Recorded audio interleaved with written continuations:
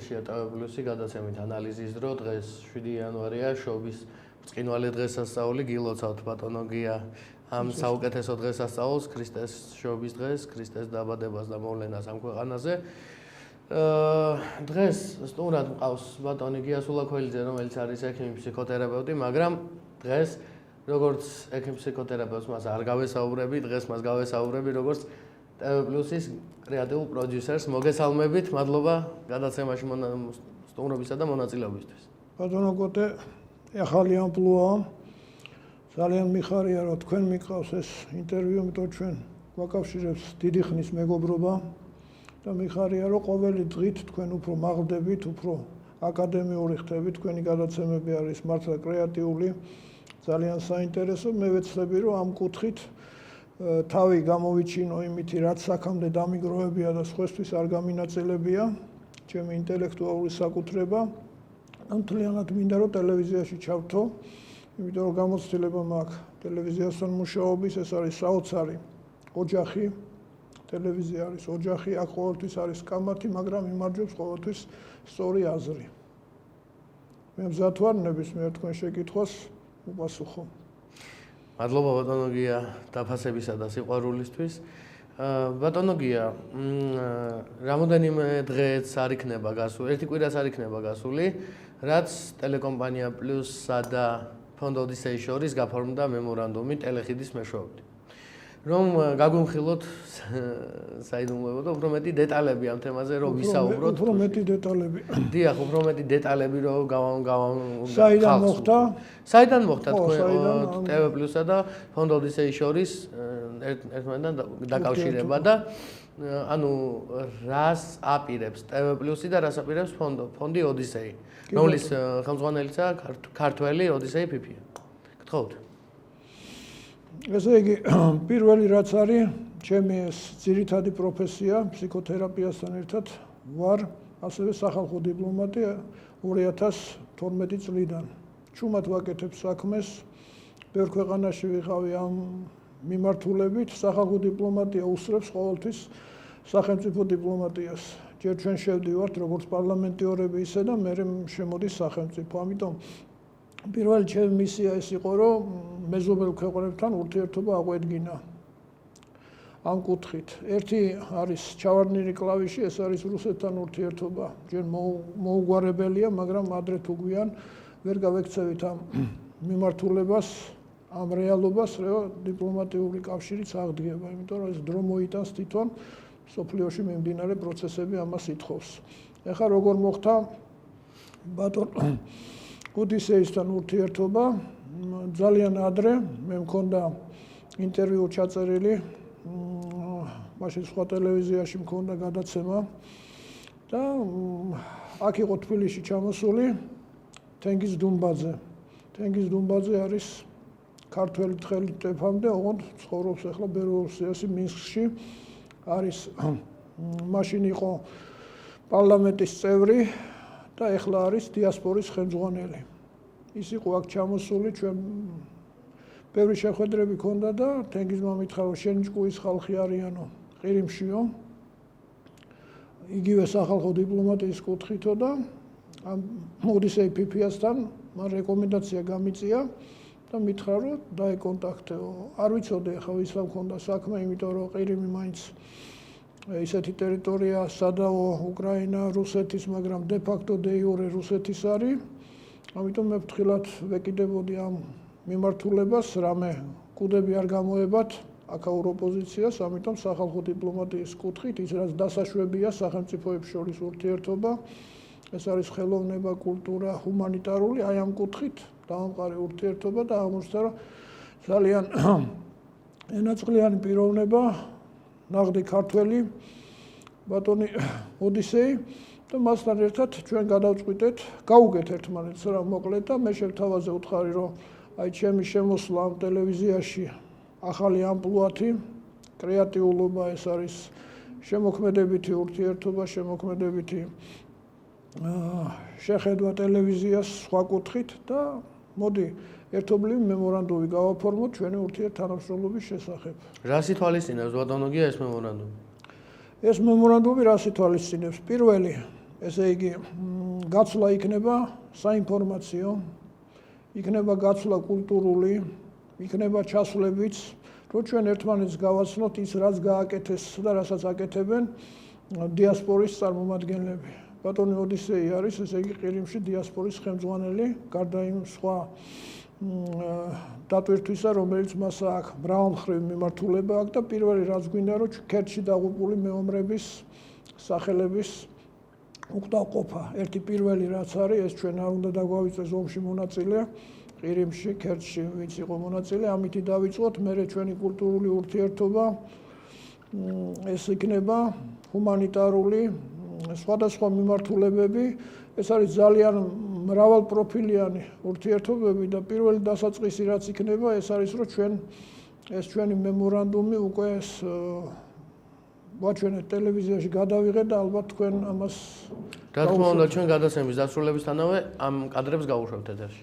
ხო, იქ ესე იგი მონაწილეობას იღებენ აქტივი ყირიმში აქტივი ვინც არის, ჩამონათვალიც არის და ყველა ქართველია. ყველა ქართველია. თხებით ტეფრამდე ქართველია უფრო მეტ ქართულ საქმეს აკეთებს, ვიდრე ვთქვათ აქ ნაწილი ჩვენი ოპონენტების ვითომ რომ გვერდში გვიდგანან, მაგრამ ეს დაიწმინდება ყველაფერი, ეს ბინდი გადავა და ჩვენ ერთ დიდ საქმეს გავაკეთებ, იმიტომ რომ ნელ-ნელა შაგრენის ტყავით მცირდება ქართველი ერი და ძალიან დიდი საშიშროება რომ სხვაები ჩაგვანაცვლებენ, ამიტომ ამას უნდა მოვფრთხილება და ის გაფანტული მარგალიტები, რომელიც არის სხვადასხვა ქვეყნებში, იმ მარგალიტებს უნდა გამოვწყინება. და ჩვენ ეს პირველი დასაწყისი ეს არის. ბატონო გია, თუ ითვალისწინებს, ასე ვთქვათ, მემორანდუმი სპექტაკლების, შეიძლება იყოს ეს უაზრო კითხვა, მაგრამ აუცილებლად უნდა დავსვა. თუ ითვალისწინებს ეს მემორანდუმი ყაზახეთში,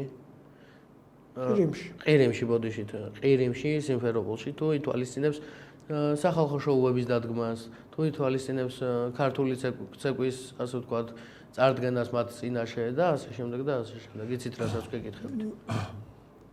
ეს არის დროული შეკითხვა და პირველი რაც არის, ეს არის ხელოვნება, კულტურა, ახალგაზრდობის თემა და იქ ერთ-ერთი მონაწილე არის თეატრის ხელმძღვანელი, კულტურის მოღვაწე, რომელსაც ჩვენ საუბარი, ცალკე პრივატული საუბარი ქონდა, ეს გარდა იმ ინტერვიუსი და მასაა გადაწყვეტილი დადგას მებებია ილიკო და ილარიონი. იქ ეს ისეთი თემა, რომელიც მსოფლიო მიცის და პირველი რაც მე უთხარი, მე აქ მოგიმზადებ პლატფორმას ნოდარ-დუმბაძის სახელობის თეატრში, იქნება ამისი გრიბოედოვის თეატრშიც, ამას ჩემ თავზე ვიღებ, იმიტომ რომ მაქვს იმხელა გავლენა ჩემი პროფესიიდან, ჩემი ასაკიდან გამომდინარე, რომ ნებისმიერი იმათი სპექტაკლი და ვიწყებ ჩვენ ზუსტად ნოდარ-დუმბაძის უკვდავი ამ სპექტაკლიდან, რომელმაც დაიპყრო მსოფლიო, ეს არის პირველი განაცხადი. დანარჩენი ხელოვნების კულტურის მუშაკები, რომლებიც არიან საქართველოში და რომლებისთვის უცხო არ არის რუსული თემატიკა და ჯერ კიდევ ახსოვთ ის სიკეთე და ის მრავალხმიანობა, რაც რუსულ ესტრადას აქვს, რუსულ ოპერას, ყველაფერი ამას ნელ-ნელა დავხვეწავთ. თავარია რომ გადაიდგა ეს იურიდიული ნაბიჯი, გაფორმდა ეს ყველაფერი და დანარჩენი უკვე ჩვენზეა. მეტი აქტიურობით მეც გავაკეთებთ. ისინი მზად არიან ნებისმიერ ჩვენი დელეგაცია მიიღონ და ალბათ უახლოეს თვეებში მომავალ წელს იქნება ჩვენი გასვლითი პირველი გასვლითი შეხვედრა, ეს იქნება ცოცხალი კონტაქტი, მაინც სხვა. დიახ, რა თქმა უნდა, ცოცხალი კონტაქტი უფრო მეც წყვიტავს. თავარია რომ ჩვენ ახლა ჩვენი ეს ურთიერთობით, ჩვენი ავტორიტეტი ავწიოთ ტელევიზიის. მე პირველი რაც შემოვედი, მე ბატონ კახას გენერალურ დირექტორს უთხარი, რომ ჩემი შემოსვლა უნდა შემოიტანოს რაღაცა და კი არ გაიტანოს. ანუ პირველი რაც მექნება, ეს არის ჯანსაღი ამბიცია, რომ ჯერ საქართველოში ათეულში შევიდეთ, ყველაზე ცნობად ტელევიზიებში, იმიტომ ბევრი ტელევიზია და მე ნელ-ნელა იმ მრავალმხრივი, მრავალფეროვანი მიმართულებით, რომელიც არის. გარდა ამისა, მე უკვე შემიძლია ღია ვთქვა, რომ მაქვს დამოკიდებულება, ესე იგი პირველი ჩვენ იქნება ეს შავი ზღვის აუზის ქვეყნებთან ურთიერთობა. ეხლა რაც მაქვს უკვე სიტყვიერი შეთანხმება ბულგარეთის რეჟისორთან, რომელიც ჩემი დიდი ხნის მეგობარია, მასთან მაქვს ურთიერთობა და ალბათ იმასთანაც გავაფორმებთ მემორანდუმს. ეს არის შავი ზღვის ამბავი, მე თურქეთთან და მე ნელ-ნელა ასე მოვიცავთ საფრანგეთთანაც დავაკაკუნებთ ყველაფერს რა არის რომ ტელევიზია რითი ჯობი ერთი მეორეს ცნობადობით კრეატიულობით და რაც თავარია დიასპორები რომლებიც გაფანტულია მთელ მსოფლიოში ისინი უნდა უყურებდნენ ამ გადაცემებს და მე თვითონ კონსულტანტი ვარ დიასპორების საკითხებში ამ პიროვნებებთან და ამიტომ მაქვს თავისუფლად მათთან ურთიერთობა თავარია რომ დავიწყოთ დაწყება ძალიან კარგია კოლექტივი არის ერთგული რაც თავარია და რაც თავარია ჩვენ ვიწყებთ ახლა სიაროს როგორც ბავშვი ნელ-ნელა შეიძლება წავიფორხილოთ მაგრამ ერთმანეთს ხელს მოვკიდებთ და წამოვაყენებთ ბატონო გია თუ სამომავლოდ თუ აპირებთ აზიის ქვეყნებთანაც მემორანდუმის გაკეთებას როგორც არის ასე ვთქვათ ჩინეთი იაპონია ტაჯიკეთი და ასე შემდეგ ჩინეთთან მოგეხსენებათ ჩინეთს ძალიან დიდი კულტურა და ბიუჯეტიც ჩინეთთან მე ძალიან კარგი ურთიერთობა მაქვს საელჩოს დონეზე მაქვს ეს ცალკე გადაცემას მე თქვენ ექსკლუზივს მოგცემთ დიდი მადლობა ამ მიმართულებაში ნახავთ ჩინეთთან როგორი ურთიერთობა აქვს ამას ცოტა ვინახავთ ცოტა იქითკენ ხო ჩაროზად რაც თავარია ყაზახეთთანაც მაქვს ურთიერთობა მაგრამ ახლა უზბეკეთთან ჩვენი თანატოლი დაახლოებით ასეთივე მიმართულების არიან ხელოვნების მუშაკები იმათთანაც იმიტომ რომ ჩვენ ვართ ევრაზია ჩვენ არა ვართ ევროპა არც აზია ჩვენ ვართ ევრაზიაში ჩვენ ვართ გზაჯვარედინზე ეს გეოგრაფიულ გზაჯვარედინზე და ამიტომაც ვართ ცნობადი და ამიტომაც მიდის ჩვენზე ასეთი დიდი მოთხოვნა ყველას უნდა საქართველოსთან ურთიერთობა ის რა ავტორიტეტიც ჰქონდა ჩვენ კავკასიაში ის უნდა დავიბრუნოთ და რაც ჰქონდა მსოფლიოში ისიც უნდა დავიბრუნოთ იმიტომ რომ ჩვენ გვაქვს დიდი ადამიანი ხელმძღვანელი პიროვნება რომელსაც არ დავასახელებ მაგრამ ყველამ უნდა იცოდეს რომ იმის დანავტოვარი კიდე ურთიერთობას აღადგენს ისევე როგორც ახლა ვთქვათ საქართველოს და ჩინეთს შორის უნდა იყოს ასე რომ ჩინეთი ეგ არის ერთ-ერთი ძალიან სტრატეგიულად მნიშვნელოვანი და გახსნილი გვაქვს ჩვენ ხაზები თავარი ახლა თანმიმდევრულად პირველი ეს ყირიმთან ურთიერთობა რეალური ჩინეთი არსად არ წავა ჩინეთი გვერდზეა და გვეხმარება ყველა მხრიდან ეგეც არის ბოლო ვიზო გაგვიხსნა ეგ მოლაპარაკებდა რამოდენიმე საათში რასაკვირველია და მეგობარი ქვეყანაა ბატონო გია თუ არის გადაწყვეტილი თქვენი მხრიდან ასე ვთქვათ ბატონო ოდისეისთან შეხვედრის ცოცხალი შეხვედრის თარიღი დაახლოებით ეს იქნება თებერვალი-მარტი იმიტომ რომ აი ეს ის პერიოდია როდესაც მთელი ეს ყირიმი გაფანტულია ახლა ეს ადგილობრივი დიასპორებიც არიან იმათი თავშეყრა იქნება მაგრამ ეს ჩვენზეა ჩვენს ორიენტირზე როგორ ვიქნებით ჩვენ მზად ამინდიც სათანადო უნდა იყოს აქ არის ორი გზა ერთი 16 საათია მანქანით და თვითმფრინავით არის შემოვლითი ფრენა პირდაპირ იყო საათი და 20 წუთი მაგრამ ახლა დაახლოებით 6 საათია ესეც უნდა გავითვალისწინოთ მაგრამ თავარი იქიდან გვირდებიან მეფურდახვედრას ეს არის ყველაზე მნიშვნელოვანი რომ იქ პრობლემა არ იქნება ჩვენი დელეგაციის რაოდენობაზე არც ფორმატზე არაფერზე ისინი არიან ძალიან კარგად ეკონომიურადაც კარგად არიან მორალურადაც კარგად არიან ავტორიტეტი კარგი აქვს როგორც ყველა ქართველს უნდა ქონდეს სოფლიოში ესე იგი შეგვიძლია თამამად ვთქვათ რომ ყველანაირად მზად არიან ისინი ჩვენ გასაყოდებად ესე იგი ისინი მზად არიან თავარია ჩვენი აქტიურობა აქვს გამოვაჩინოთ ტელევიზია ნელ-ნელა რითი აი ამ ჩვენი ამ განზრახულობით და დანარჩენი უკვე რაღაცით უნდა დავიწყოთ მაგრამ დაწყებული გვაქვს ჩვენ დროს არ უშვებთ ახლა ეს ყველა რო ამბობს 14-მდე დასვენება არა პირიქით ჩვენ აი ამ დღევანდელ დღეს 7 რიცხვის უკვე მზად ვართ იმისთვის რომ წინსწრებით გავაკეთოთ დიდი საქმე ბატონ ოდისეისთან ცოცხალი მოლაპარაკების ასე ვთქვათ კუთხეში რას აპირებთ რომ წარუდგინოთ მას ანუ იქნება ეს ფილმის ქართული ფილმზე მაქვს ლაპარაკი წარდგენა იქნება ეს ასე ვთქვათ ცოცხალი ცეკვის ქართული ხალხური სიმღერების ანუ რა პროდუქტს აპირებთ რომ მას დაუდოთ ასე ვთქვათ მაგიდაზე კი ბატონო პირველი რაც არის ახლა შეიძლება ამბიციური პროექტია მაგრამ ჩემზე გადაღებულია დოკუმენტური ფილმი ჩემი წიგნის მიხედვით ეს საერთაშორისო პროგრამაა ეს არის ვანგას ფენომენის ამბავზე გადაღებული ფილმია. ცხონებულმა ბატონმა ზურა ქავთარაძემ გადაიღო ეს ფილმი, არის 20 წუთიანი ფილმი. ეს წინასწარ გადაუგზავნე მე ბატონ ოდისეის და მოეწონა და თქვა, რომ პირველი განაცხადი მარტივად რო იყოს, შეიძლება ამ ფილმის დემონსტრაცია იყოს და ჩემი წარდგინება, როგორც დელეგაციის ერთ-ერთი თანახმჯღვანელის ეს იქნება და მეორე ჩვენ პირველი ლაკონურად შეიძლება წავიყვანოთ ვინმე სოლისტი, რომელიც თქვა იმღერებს და არა თქვა მთელი ჯგუფი, რომელსაც ეწოდინება ქართულ, რუსული მრავალმხრივი ამბავი, ამიტომ პირველი ჩასვლა ჩვენი უნდა იყოს ლაკონურობა. მაგრამ გახსნა როგორც ასეთი, როგორც ფილმის ამბავი იქნება ეს და შეიძლება კიდე იყოს რომელიმე ქართული ფილმი, მაგრამ მე ძირითადად მაინც მოკლემეტრაჟიან ფილმებზე ვაკეთებ აქცენტს. თქვენ მოგეხსენებათ საქართველოში ყველაზე ძველი ფილმი რაც არის გადაღებული, ეს არის 1912 წლებში გადაღებული, იცით რაზეც მომსა აკაკი წერეთლის მოგზაურობა რაჭა-ლეჩხუმში. თუ აპირებთ ამ ფილმის ჩვენებას ბატონ ოდისეისთვის. იცით რა არის? იმიტომ რომ იცით რომ ყველაზე ძველი ფილმია, თან მუნჯი ფილმია, რომელიც რაც კი ოდესმე საქართველოში გადაუღიათ და ამის რეტროსპექტივა გაკეთებულია და ამის კადრები სრულად არსებობს. ეხლა რა არის? ეგ მე იურიდიული მხარე რაც არის, აქ არის კიდე ერთი ფარული ამბავი, ჩვენ ვის უნდა დავეკითხოთ ამ ფილმის გაშვებაზე, იმიტომ რომ ეს არის ოქროს ფონდი. დიახ. ოქროს ფონდი ინახება ცენტრალურ ტელევიზიაში, იქ არის თავისი მიმართულება, ამიტომ იურიდიულად ჩვენ ამას უფლებას თუ მოვიპოვებთ, რასაკვირველია წავიღებთ. ეს არის ტექნიკური მხარე, მაგრამ პირველი რაც იქნება ჩვენი, რითაც გავდივართ მსოფლიოში, ეს არის ჩვენი უნიკალური იმ პერიოდის ლუმიერების მხრიდან დაწყებული ეს კინო ჩვენებები და ჩვენ გვაქვს ასეთი ოქროს ფონდი და ეს ძალიან კარგი იქნება პარალელურად რო არ იყოს ჩემი თქვათ გამოჩენის ამბავი და აკაკით დავიწყოთ, ძალიან კარგი შეხსენებაა ბატონო კოტე.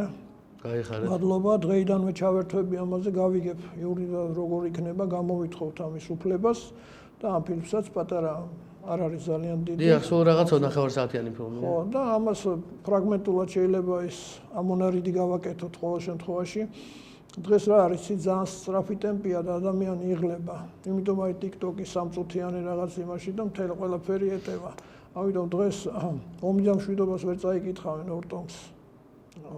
ვერც ოსტად და მარგარიტას. ვერა, ამიტომ არის რაღაცა მომენტი, დრომ დააჩქარა, უცბად ჩახედვა ამბავი და ჩვენც ასე ალბათ მოვიქცევით და ჩემი თვითონ მიმართულება რაც არის დღეს ეპოქას რომ თვალი გავუსწოროთ, ეს არის მოკლემეტრაჟიანი ფილმები. ამის შეიძლება იქ ფესტივალიც გავაკეთოთ ჩვენ. ქართული ფილმების რეტროსპექტივა. დიახ. ეს არის ყველაზე მნიშვნელოვანი, რომ ჩვენ იქ გავაკეთოთ ქართული ფილმების რეტროსპექტივა, და ძალიან ბევრი მაყურებელი იქნება სუბტიტრებით გაშვებული ეს ფილმები და ეს იქნება ჩვენი წარდგენა. ეს არის სახალხო დიპლომატია, ეს არის ხელოვნების დიპლომატია. ბატონო გია. ჩვენ ვიცით ბატონი რობიკოს ტურუას მიერ დადგმული სპექტაკლი. უძვირფასესი სპექტაკლი და სპექტაკლი ლეგენდა. ეს არის კავკასიური წარსის წრე. თუ ვაპირებთ ამ სპექტაკლის ჩანაწერის წაღებასაც. ბატონ რობიკოს მე ვიცნობ, ინტერვიუც მისგან აღებული, ერთადაც ვიმგზავრეთ მოსკოვიდან თბილისში და გვერდზე მოხდით არის ბედის რაღაც წერა და მოსკოვიდან ჩამოდიოდი ერთ-ერთ შეხვედრაზე და გვერდზე დამიჯდა ადამიანი ლეგენდა, ახლა მე ცოტა შეშფოთი მიხვდა რომ მისი ესე იგი ავტორიტეტს შეიძლება დავეჩრთილე. და ძალიან გამიშინაო და იქიდან ჩვენი ურთიერთობა დამყარდა, ამიტომ ეგ მისაღები იქნება, ეგეც თქვენ აქტივშია, თქვენი შეკითხვები არის მართლაც ოქროს ფონდის რაღაც ნაწილი და ამიტომ ამასაც ავიყვანთ. დღესვე შეიძლება რობიკოსთან პირდაპირ მივიდეთ ჩვენი ტელევიზიის სახელით. ეს უთხრათ ამ სპექტაკლს და ასე ვთქვათ ავიღოთ საავტორო უფლება. საავტორო უფლება ჩვენი ამბიდან, ამას წინასწარ გეტყვით, რომ დიდი სიამოვნებით წამოვა ამაზე ბატონო რობიკო, იმიტომ რომ ადამიანი არის ხელოვანი. დიახ და ბატონო გია, კარგი იქნება და საამაყო და სასიამოვნო იქნება, როცა რომ ბატონ რობიკოსთვის და არა მარტო მისთვის, ჩვენთვისაც რომ კავკასიური წარსის წრე, რომელმაც მსოფლიო მოიარა და არის უნიკალური და ნომერ პირველი. ეს გავა ისევ ქვეყნის გარეთ, თქვენ საზღვრებს გარეთ და ისევ ილაპარაკებს მასზე არ არის გამორიცხული, რომ შეიძლება თვითონ ამ ჩვენ დელეგაციაში ბატონო რობიკოც წავიყვანოთ, თუ რობიკო არა მისგან ნდობით აღჭურვილი პირი, ვინც იქნება იქ თქვა დირექტორი თევზაზე თუ ვინც იქნებიან წარმომადგენლები, მაგრამ ეს ძალიან კარგი გაჭრილი იქნება ეს გზა, იმიტომ რომ ბატონი რობიკო არის მსოფლიო მნიშვნელობის ხელოვანი, რომლის სპექტაკლები არის მართლა უნიკალური და მსოფლიო იცნობს. ჩვენა ვართ ასე გაუთამამდით რა ურთიერთობაში, თორე ასეთ ადამიანს დისტანციაზე უკვე ქულს უნდა უხრიდე და ესეც კარგია, ანუ ჩვენ ეხლა თქვენის მეშვეობით ეს შეკითხვებიდან გამომდინარე მე ავიღებ ამას თქვენთან ერთად შეერაღებაზე და დღეიდანვე დავიწყებთ ამაზე მუშაობას. პრობლემა არ იქნება, წინასწარ ვამბობ, იმიტომ რომ ეს არის ჩვენი კეთილი ნება, მეზობლებთან ურთიერთობის აღდგენა, მით უმეტეს ბატონო რობიკოს იცნობენ რუსეთშიც. და არა მარტო. და არა მარტო. ბატონო გია, ეროვნულ ცეკვებისკენ მინდა გადავინაცვლოთ და ვისაუბროთ იმ ანსამბლზე, სადაც ფრანგებმა გადაიღეს კლიპი კავკასიონზე. ერისიონი. ბატონ ჯემალის მე კარგად ვიცნობდი მეგობრობით. ბატონ ჯემალი იყო ლეგენდა კაცი, მისი ერთი გამოხედვა ყველაფერი. ჯემალ ჭკუასელი. მას დარჩა შვილი, რომელიც ამას ხელმძღვანელობს. დიდი სიამოვნებითაც ესე იგი შეიძლება ისე გამოდის, რომ ჩვენ შეთანხმებული ვიყავით ამ ინტერვიუში, მაგრამ მაყურებელს შემიძლია უთხრა, რომ ეს არის სრულთა იმპროვიზაციული, მე ასე შევთანხმდი კოტესთან, რომ არ მიყვარს წინასწარ შეთანხმებები და მართლა ეს გადაცემაც იყო შემთხვევით დაანონსებული ასე. და რაც თავარია, რომ რატომღაც ამ ყველა შეკითხვის უკან მე რაღაც მაქვს. ანუ თვითონ ერისიონიც და როგორი შიფრება ბატონო გია დაგვერდით ერისიონი. ეს უკვე წმინდა სახელია. სიონი. ამიტომ ჩვენ ახლა ძალიან ბევრი სამუშაო გვაქვს, ჩვენ რო არ შევაწუხოთ ჩვენი ხელმძღვანელობა, მე და თქვენ პირადად. ხო? ერთად დავგეგმავთ ამას, ანუ მოამზადებთ ჩვენ ამ პროექტს, რაც ვთქვით, აქედან 1%-ით რო გაკეთდეს, უკვე დიდი საქმე იქნება, მაგრამ მე მგონი 100% გაკეთდება. აქ გაუკეთებელი არაფერი არ არის, ყველა წამოვა ამაზე. თავარია ჩვენ შევთავაზოთ ბატონო გია სრული პროექტი, შევთავაზოთ უნიკალური პროექტი, ეროვნული პროექტი და რაც თავარია, არ დავიხიოთ ყურებადი და უკან ჩვენი დახევა უკვე აღარ შეიძლება ჩვენს უკან სამშობლოა ჩვენს უკან და ამიტომ სამშობლოს არ უნდა ვუღალატოთ. ასეა. ბატონო გია, გადავინაცვლოთ ეროვნულ სამოსზეც. კი ბატონო.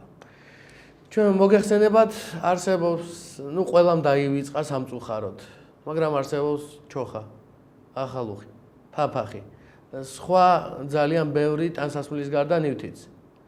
იქნება ეს თექით შესრულებული ნივთები, იქნება ეს დაწნული ნივთები თუ სხვა რამ. მათი მოკვლევა ძალიან ადვილია თათუშეთში, ფშავში, ხევსურეთში, კახეთშიც კი და საქართველოს თითოეულ წერტილში და კუნძულში, მათ შორის სვანეთშიც. თუ ვაპირებთ მაყურებელს შეიძლება ეგონოს, რომ ჩვენ მართლაც თქვენთვის შეთანხმებულად ვაკეთებთ ამ ყველაფერს, ან გადაცემის ჩაწერამდე მოვილაპარაკეთ? არა. ეს ასე არ არის. აქ არის შეთავაზება, აქ არის სულთა კავშირი და აქ არის წინათგრძნობებიც. თუ შეგვიძლია ბატონ ოდისეის და არა მარტო ყველა იმ ქვეყანას, სადაც ჩვენ ვაპირებთ მოლაპარაკებებს, მემორანდუმებს, სოციალურ შეხვედრებს, არის თუ გვაქვს არა, შეგვიძლია წარუადგინოთ ეროვნული სამოსიც, ასევე ძველი ხელნაწერებიც, რომლის მოპოვებაც შესაძლებელია და ასევე ნუსხური დამწერლობები, ქართულამდე დამწერლობები და ძალიან დიდი ისტორიის პატრონები ვართ ჩვენ. ძალიან დიდი ისტორიის მატარებელია ჩვენი ნატანჯი ქვეყანა, ჩვენი საქართველო, და რატომ ყავდა საქართველოს მტრები. რატომ ტრობდნენ საქართველოს, რომ ეს არის წმინდა ადგილი, ეს არის მარიამ ღვთისმშობლის წილხვედრი ქვეყანა და ეს არის ის განძი, რაც არ უნდა დაიკარგოს. თქვენი აზრით შესაძლებელია თუ არა ყველა ქართული სამოსის და ნამუშევრის ამოღება და გატანა ქვეყნიდან მაგას გაცნობის მიზნით. პირველი რაც იყო ოდესეიმ რაც თქვა, ეს არის ეთნომუზეუმი, ეთნოგრაფიული მუზეუმი. მას აინტერესებს ეს პირველი თემა რაც არის და ჩვენ ეთნოგრაფიულ მუზეუმთან გვექნება ურთიერთობა და გადავიღებთ ამას ყველაფერი, რაც იმისი იყო პირველი. ზუსტად ამას შედის ეს ეროვნული სამოსი. ეხლა ეროვნული სამოსთან ურთიერთობაში არის საპატრიარქო, იქ არის ცალკე განყოფილება, მიმართულება, რომლის ხელმძღვანელსაც მე ვიცნობ ქალბატონს, აკეთებს ამას ყველაფერს, ძალიან საინტერესოა, აქედან საჩუქრებათაც შეიძლება წაღება, ეს იქნება ჩვენი ჰუმანიტარული ამბავი, ეს ყველაფერი რაც არის სამოსი დაწყებული მანდილიდან, ყველაფერი ბოლომდე ეს ქალის ტანსაცმელი, მამაკაცის ტანსაცმელი, ხო, ყველას თავისი დატვირთვა აქ არის. თითოეულ ნივთსაც თავისი დატვირთვა. არის ძველი, რაც არის ტრადიციული და არის ახლა იმპროვიზირებული ქართული და ისე ლამაზად არის შეხამებული, როგორც ქართული ცეკვები ახლა, ხო, ძველი იყო და მერე შემოვიდა ახალი, სულ განახლება ხდება. ამიტომ ეს ერთ-ერთი მნიშვნელოვანი იქნება, იქ თქვათ საგამოფენო დარბაზში ამის დემონსტრაცია. ასე რომ ეს რეალური საქმეა და რაც შეეხება ახლა იქ დამწერლობებს, მანდაც არიან ადამიანები, რომლებიც მუშაობენ და გვაქვს ურთიერთობა, მაგრამ ეს ცოტა უფრო გადაიწევა ალბათ დროში. ჩვენი პირველი ახლა არის ეს ის რაც უნდა ვაჩვენოთ, რაც ლამაზი დემონსტრაცია და ტანსაცმელი ჩვენი ეს რაც არის ძველი ქართული ტანსაცმელი და ისმის იმპროვიზაციული ვარიანტი ძალიან მნიშვნელოვანი იქნება. და აქ არიან ისეთი ადამიანები, თქვათ აქ ჩვენ მთავარი ავტორიტეტი შექმნა და აქ იქნებიან ბიზნესმენები, რომლებიც გაიღებენ იმ თანხას, რომ ეს თქვათ ტანსაცმელები საჩუქრად წავიდეს იქ და იქ ბავშვთა ანსამბლი შეიძლება იყოს, აქედან ქორეოგრაფი ჩავიდეს და ამ მიმართულებაში ძალიან ბევრი სამუშაოა და ძალიან უკვე გაყვანული გზაა, უბრალოდ დროებით იყო ეს შეჩერებული და ჩვენ ახლა ხელახლა გვინდა ამის გამოჩენა, რომ ჩვენ ქართველი ადამიანებს, რომლებიც არიან იქ დიასპორაში, არ იყვნენ მიტოვებულები. აი ეს არის ჩვენი მისია. რომ გძნობდნენ, რომ ძირითადად საიდანაც წამოვიდნენ ფესვები, იმ ფესვებზე ყლორტები წამოდის. ბატონო გია, ახლა თქვენ საუბრიდან გამომდინარე ვფიქრობდი და მინდა შემოგთავაზოთ ასეთი რამ. ჩვენ შეგვიძლია ჩვენ და ბატონ ოდისეისთან ოდისეის ხელშეწყობით და მასთან მოლაპარაკებით შეგვიძლია სიმფეროპოლის მოსახლეობას ასე ვთქვათ და საჩვენებლად დავუდგათ ჯგუფ ერისიონის მიერ ერისიონთან შეთანხმებით პატარა მინი ასე ვთქვათ კონცერტი. მინი კონცერტი, სადაც წარდგენილი იქნება როგორც ცეკვა, თავის სიმღერით როგორც შატილის ასულო და სხვა მრავალი, იმიტომ რომ მოგეხსენებათ, შატილის ასულო არის ერთ-ერთი ყველაზე პოპულარული და ყველაზე ხმაურიანი შესრულება, ცეკვა ყველაზე. საქართველოს სავიზიტო ბარათი, ასე ვიტყვი, რომელიც გადაიღეს ფრანგებმა, ევროპაკორპმა გადაიღო, ეს ლუკ ბესონის კომპანია მინდა აღნიშნო, გადაიღო ყაზბეგში, ყაზბეგის მთებზე, გერგეთის სამებასთან ახლოს და რატომ გერგეთის სამებასთან და არა სიტყვაზე შხარაზე. იმიტომ რომ ერის სიონი, გერგეთის სამება ურთიერთქმედებაშია, შერწყმადია. აქ არის კულტურათა, ასე ვთქვათ, კულტურათა ომი, კულტურათა პოპულარობა, აქ არის სიყვარული ამ კლიპში, ომი, ზმობა, ყველაფერი არის წარმოდგენილი ის, რაც საქართველოს ახასიათებს, ის რაც საქართველოშია.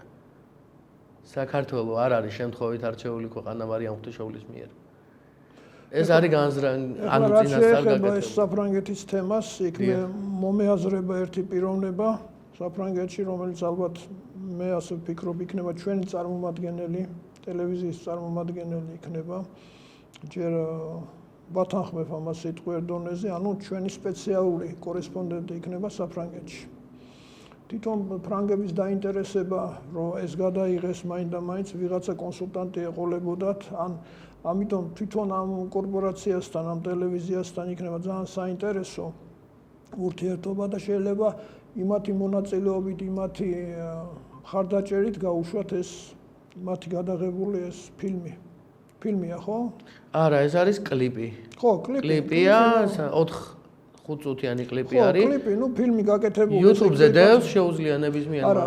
არა, მისმინე, YouTube-ზე რაც არის, ახლა მე ლამის წავიტეხე კისერი ამ იმაზე, იმიტომ რომ ერთი ფილმის გაშვება მინდოდა იქ და მითხრეს, რომ YouTube-მა შეიძლება ისეთი ჯარიმები მოგცენო. არა, ამიტომ ეს იურიდიულად უნდა შეთანხმებული იყოს. YouTube-ზე რო იდება, ეს არ ნიშნავს, რომ შენ გააკვირდება. ხო, არა. ეს თვითონ იმას ვინც არის მზვანელობა, ეგეც ტექნიკური მხარეა, საფრანგეთის საელჩოსთან შეიძლება შეთანხმება ამბავი, ხო, კლიპის ამბავი, ამათი ავტორიტეტიც იქნება ჩვენ ვეტყვით, რომ ჩვენი სახელით ქართული ამბიდან თქვენი აუცილებლად იქნება ეს მოხსენიებული ვისია, რანაირად იქნება, თან მოკლეა, ძალიან მოკლე დროში და დიდებული იქნება, იმიტომ რომ ჩვენ არ ვიფარგლებით მარტო ქართულ, თქვათ, ყირიმულ ურთიერთობებთან, ხო? დიახ, ჩვენ შეგვიძლია ნებისმიერ ქვეყანასთან, იმიტომ რომ იქ არის ეს ძალიან მრავალმხრივი მიმართულებები, თვითონ ძალიან ბევრი ადამიანი ცხოვრობს იქ, არა ქართველი, სხვა ქვეყნის წარმომადგენელი და ამიტომ რაც მრავალფეროვანი იქნება ჩვენი ურთიერთობა, ოდესე ამას დიდი სიამოვნებით მიხედავს. ბატონო გია, წარმატებები მინდა გისურვოთ. ძალიან დიდი ჩემთან ერთად და ბატონ კახასთან და ბატონ ოდისეისთან ერთად და მთელს ტელევიზიას მინდა უსურვო უდიდესი წარმატება და ძალიან მალე მენახოს სოფლიო ტელევიზიების ნომერ 1 ადგილას TV+. ეს არის ჩვენი ჯანსაღი ამბიცია, ჩემ ტელემაყურებლებს. თუ ჩვენი დღევანდელი გადაცემიდან ერთი დაემატება, ესე მაყურებელი შეიძლება შემთხვევით მოხვედრილი, მაგრამ მე ჩასაფრებული იქნება იმაზე, როდის იქნება ეს ჩვენი გადაცემები. მე ამ ჩვენ დღევანდელ შეხვედრას ჩავთვლი ღირსეულად და მიზანდასახულად. ასე რომ კიდევ ერთხელ დიდი მადლობა ბატონო კოტე, ბატონ კახას, ყველას, ვინც მონაწილეობას იღებს ამ გადაცემაში და მომავალ შეხვედრამდე. აქვე მინდა აღნიშნო ბატონო გია, რომ მე ვიცი ფრანგული ენა სრულყოფილად. და მზად ვარ ნებისმიერ თემატიკით, ნებისმიერი კუთხით დახმარება გაგიწიოთ. C'est très bien, mon cher ami. Merci beaucoup. Vous êtes très bon garçon. Merci. À bientôt. ეს მოკლედ მცირე იმპროვიზაცია ფრანგულად. დღევანდელი გადაცემა დასრულებულია. ანალიზის დროის ახალი სეზონი, იანვრის პირველი გადაცემა და დღეს შობა არის, შობა და შემთხვევით არ გაკეთებულა ეს გადაცემა. მაგრამ ჩემი დაგიას, ბატონი გიას საუბარი და ეს შემოთავაზებები მართლა შემთხვევითი იყო და ამბობენ ხოლმე, რომ შემთხვევითობა არ ხდება, შემთხვევით არაფერი ხდებოდა. ნახოთ, ყველაფერი უფლისნებაა და წმინდა მარიამის. მადლობა ხალხო, ბატონ გიას პირველ რიგში სტუმრობის სტუმრობისა და დაფასებისთვის და ჩვენს ოჯახში შემობრძანებისთვის. მადლობა თქვენ მოსვენის ყურებისა და მოსვენისთვის და ყურებისთვის და ცოტაოდენი დროის დათმობისთვის. ეთერში შევხვდებით ორშაბათს, დღეს ოთხშაბათია, შევხვდებით ორშაბათს, უკვე სხვა სტუმართან ერთად. ეს იყო გადაცემა ანალიზის დრო, TV+ იყო ეთერში, დღეს საღამოს 8 საათი იყო, ორშაბათს და ოთხშაბათს ხვდებით საღამოს 8 საათზე. იმიტომ რომ ეს არის ჩვენი დრო, ანალიზის გაკეთების დრო, ყველა თემაზე და ყველა ადამიანთან ერთად. ჩვენთან სტუმრად იყო ბატონი გიასულა ქველიძე, ექიმი ფსიქოთერაპევტი და TV+-ის კრეატიული პროდიუსერი. მადლობა ბატონო გიას სტუდიაში მობრძანებისთვის და დაფასებისთვის. შევხვდებით მომავალ ორშაბათს, კარგად ბრძანდებოდეთ.